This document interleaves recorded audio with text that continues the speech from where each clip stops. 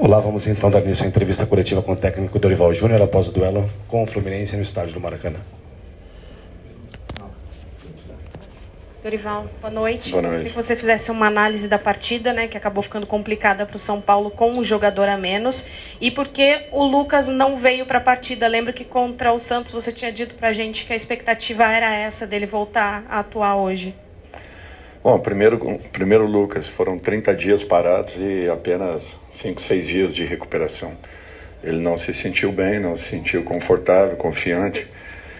Não adianta nós precipitarmos uma situação num momento como esse da competição, onde numa segunda lesão em cima da mesma poderia nos tirá-lo aí até para o início de temporada. Então, vamos com calma, dentro das condições que o próprio atleta conheça, e tentando aí sim, para a rodada seguinte, colocá-lo em condições.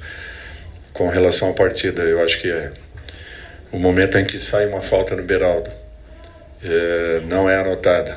A jogada prossegue, aliás, uma falta que ele acabou não anotando, tá, estando ao lado da jogada, que era, além da falta, uma jogada para cartão amarelo pro atleta, a jogada prossegue e aí acaba acontecendo a expulsão. Com a expulsão é natural, muda-se totalmente o contexto. O que é importante é que eu acho que nós não nos abatemos, nós mantivemos a nossa postura, procuramos marcar com simplicidade a equipe do Fluminense, procuramos nos posicionar dentro das nossas condições. Com um a menos fica muito difícil para qualquer equipe que valorize posse de bola, e seria também assim se tivesse acontecido ao nosso lado. E finalizamos o jogo aí com 8 garotos da base, que é muito importante, e eu acho que isso daí mostra o que é o trabalho que o São Paulo vem desenvolvendo. O resultado não foi o que esperávamos, mas muito em razão de tudo que acabou acontecendo dentro da partida. Dorival, tudo bem? Boa noite. Queria que você falasse exatamente sobre o desempenho dessa garotada, porque você decidiu promovê-los agora, alguns nomes novos também no São Paulo, e se também, não necessariamente linkando uma coisa com a outra, queria que você falasse um pouquinho daquele momento no intervalo, aquele momento mais acalorado, mesmo sem a bola rolando, que você foi cobrar do juiz. Acredito que exatamente esses lances que você citou, do Beraldo e da expulsão, enfim. Porque foram vários lances com decisões completamente distintas de um lado para o outro. Então isso daí interfere diretamente no resultado de uma partida, não tirando aqui o valor e o merecimento que o Fluminense tenha tido, em momento nenhum. Mas isso daí é uma tônica que vem se repetindo dentro do Campeonato Brasileiro. Mais uma vez acabou acontecendo. A interferência direta de quem deveria apenas administrar e conduzir muito bem um espetáculo como o de hoje. Um jogo de duas equipes que gostam de valorizar a posse de bola, que jogam com essa posse, um jogo que poderia ter sido muito mais plástico, e de repente com uma atitude como essa que ele já começou errando no primeiro lance de cartão amarelo pro Beraldo, que foi um absurdo, e a partir daí ele se perde completamente nas decisões, com jogadas praticamente iguais de um lado acontecendo e anotando e dando cartão, e do outro não, passando impune completamente. Então hoje infelizmente mais uma vez acaba acontecendo uma situação inusitada, o que interfere diretamente no resultado de uma partida. A molecada? Eu acho que é esse o trabalho, é essa a tônica do trabalho, não é intencional. Nós estamos com 2 jogadores fora de combate, jogadores importantes da equipe, e mesmo assim a equipe vem dando uma resposta, se entregou em campo, deixou tudo que podia, buscamos o resultado também, entendendo e reconhecendo o valor da equipe do Fluminense, o resultado que alcançaram, construíram, enfim. Nós tínhamos tudo para que tivéssemos hoje um grande jogo, um jogo muito bem jogado. Infelizmente, algumas decisões tiram a possibilidade de uma sequência natural. Boa noite, Dorival, tudo bom aqui? Você acabou de falar dos meninos de Cotia, e hoje especificamente 2 estrearam no profissional com você, o Thales Vander e o William Gomes. Queria que você comentasse um pouquinho sobre a atuação de ambos, o que você achou sobre ambos, e também sobre como é importante ter grandes jogadores, o William e o Thales, setores ofensivos, ter grandes jogadores como o Lucas, Rames, importantes para esse processo de adaptação desses meninos no profissional. Obrigado. O ideal não seria colocá-los numa situação como a de hoje, né? Mas é que poderíamos ter tido talvez uma sorte melhor nos 20 minutos finais da partida, e foi o que nós arriscamos. Com mais atacantes e mais velocidade, talvez tivéssemos possibilidade de uma chegada um pouco mais contundente ao gol do Fluminense. O ideal seria prepará-los ainda um pouco mais, esse seria o caminho correto. Infelizmente houve a necessidade, tivemos que acelerar esse processo, e eles foram muito bem. Eu acho que cada um dentro das suas características, cada um com as suas particularidades, mas dois garotos aí que prometem, que mostram que têm qualidades e capacidades para que desenvolvidas possam de repente estarem atuando. Outros também estão trabalhando conosco, só que o número de inscrições ele é limitado ao início da competição e não tem condições, não tem possibilidades de estarem ou atuando ou na expectativa de uma entrada ao longo da partida, justamente porque ficam de fora desse número de inscritos. E a importância dos grandes jogadores do setor ofensivo? Olha, eu acho que isso daí dá estabilidade, dá uma melhor condição a todos os garotos que entrem, né? Foi o que eu falei, não seria o momento adequado, numa partida que você está em desvantagem numérica, você lançar aí esses garotos, mas mesmo assim entraram, deram uma boa resposta, é tudo que nós queremos. E é óbvio que jogadores com uma vivência um pouco maior, com uma experiência um pouco maior, possam dar aí essa sustentação para que esses meninos possam, de repente, trilharem aí um ótimo caminho. Dorival, Alexandre Salvador, do canal 3 Zagueiros. Você falou, né, dessa dificuldade de montar a equipe em função dos desfalques, ainda mais hoje com vários suspensos. Projetando o jogo contra o Cuiabá e a volta do Rames, que fez mais uma campanha muito boa com a seleção colombiana, você já encontrou uma forma de ele e Luciano eventualmente jogarem juntos? E como é que você projeta esse São Paulo agora no jogo do Morumbi? Obrigado. Bom, já jogaram juntos, já tiveram essa condição, podem melhorar, podem acrescentar, são jogadores que se entendem, jogadores de ótimo nível técnico. Acho que o Rames vem evoluindo a cada momento, vem crescendo. Por último, teve uma lesão que o tirou da partida, se não me falha a memória, com o Cruzeiro, me parece isso. Não tínhamos como colocá-lo, ele se resguardou naturalmente para o jogo seguinte, coincidiu de ser um jogo da seleção. Se não fosse, ele estaria em condições e de repente poderia ter sido aproveitado. Boa noite, Dorival. Aqui Jéssica Aline, quebrando de Brasília.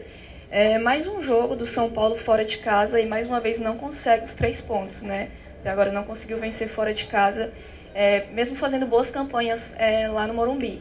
Então eu queria saber de você o que acontece com o time quando sai lá de São Paulo e chega na casa de outros times e não consegue os 3 pontos. Não, olha, uma coincidência, esse campeonato foi assim.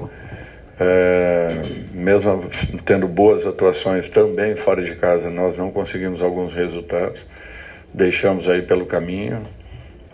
Precisamos sim ter uma atenção maior, uma preparação ainda melhor para que no ano seguinte não se repita, mas incomoda pela capacidade e pelas qualidades do time de São Paulo. Oi, Dorival aqui, David Sharp do Antenados na Jogada, prazer em revê-lo. Eu queria que você comentasse um pouco do duelo hoje com o Fernando Diniz, né, que, acho que eu já te falei isso, eu considero vocês desde 2021 os melhores técnicos brasileiros aqui no país, e hoje você disse realmente, né, que com os desfalques, com a própria expulsão, o São Paulo ficou prejudicado no jogo e mesmo assim conseguiu ter uma chance ou outra no final até o final da partida e teve a troca das faixas. Queria que comentasse um pouco esse duelo, sendo os dois os campeões últimos da Libertadores. Obrigado. Primeiro que é um prazer, né, poder estar enfrentando o Diniz sempre.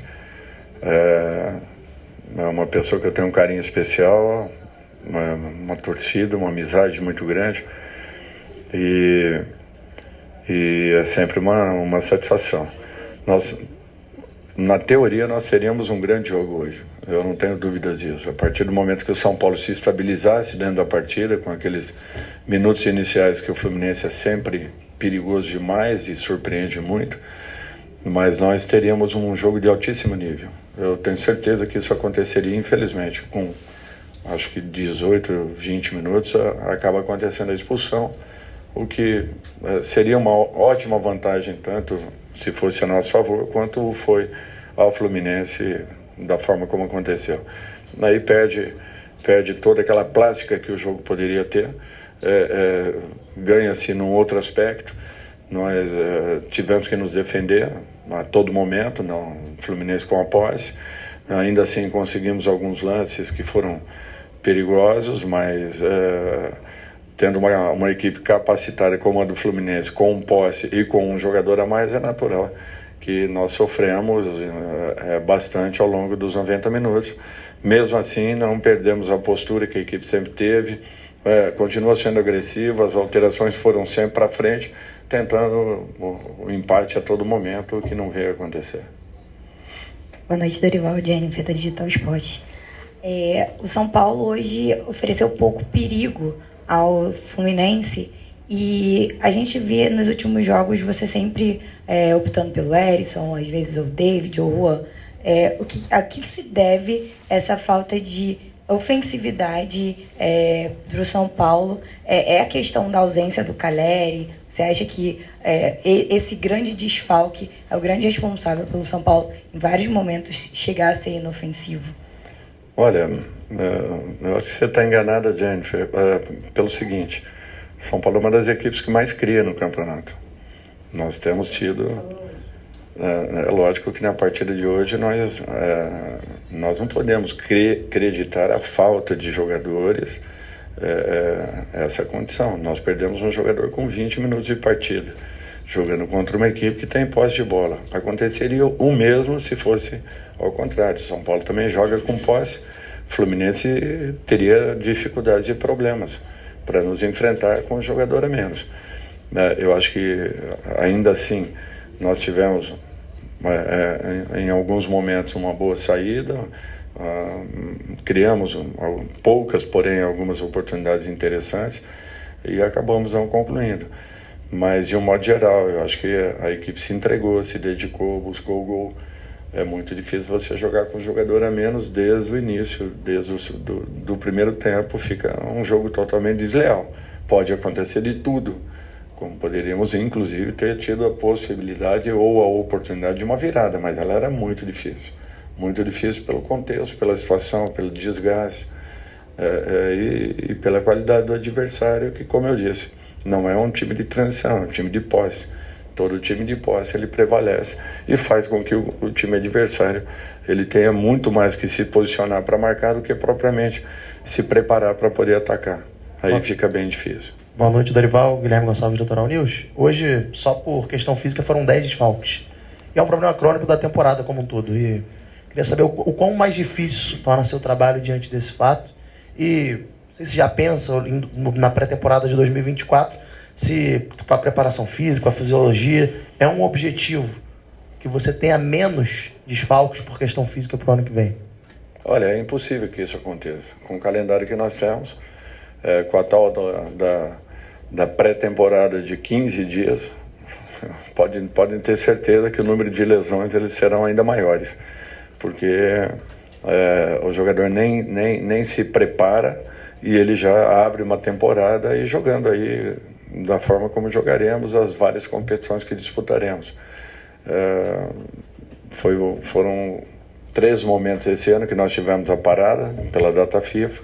Acredito eu que o ano que vem, mesmo tendo competições sul-americanas, talvez não tenhamos essa parada com as seleções, e queira ou não, irão complicar ainda mais para todas as equipes no futebol brasileiro. O calendário ele esfola os jogadores, ele esfola as comissões, ele tira a possibilidade de termos partidas mais qualificadas e melhores jogadas. Eu acho que, de um modo geral, nós temos que um dia pararmos para pensar sobre isso, porque Se não, vamos continuar tendo isso aí que nós estamos vendo em todos os grupos, em todas as equipes, com jogadores muito importantes ficando pelo meio do caminho, em razão de lesões crônicas. Dorival, com os objetivos já mais ou menos alcançados, né? Porque São Paulo já está na Libertadores, em termos de campeonato também já está mais ou menos tudo arrumado. Essa possibilidade de lançar esses garotos, as observações, já visam o ano de 2024 para você saber com quem pode contar, e isso dá uma tranquilidade para esses garotos subirem com mais tranquilidade agora nessa reta final? Olha, não seria o ideal. Eu prefiro muito mais prepará-los em treinamentos, observá-los em treinamentos, e aí sim, quando adaptados e conhecendo todos os processos da equipe, aí possamos lançá-los. Nós estamos tendo que, infelizmente, acelerarmos essa condição pelo número de jogadores fora. Para a próxima partida nós teremos mais 3 com cartões. Então tudo isso aí acaba tirando a possibilidade de ser um fato natural, não é? Esses meninos estavam disputando uma final de competição até no domingo. Então eles tinham por obrigação de ali estarem, vieram, trabalharam muito pouco para que hoje já estivessem em campo. E mesmo assim deram uma ótima resposta. Encerramos então com o técnico Dorival Júnior. Obrigado a todos pela presença. Uma boa noite.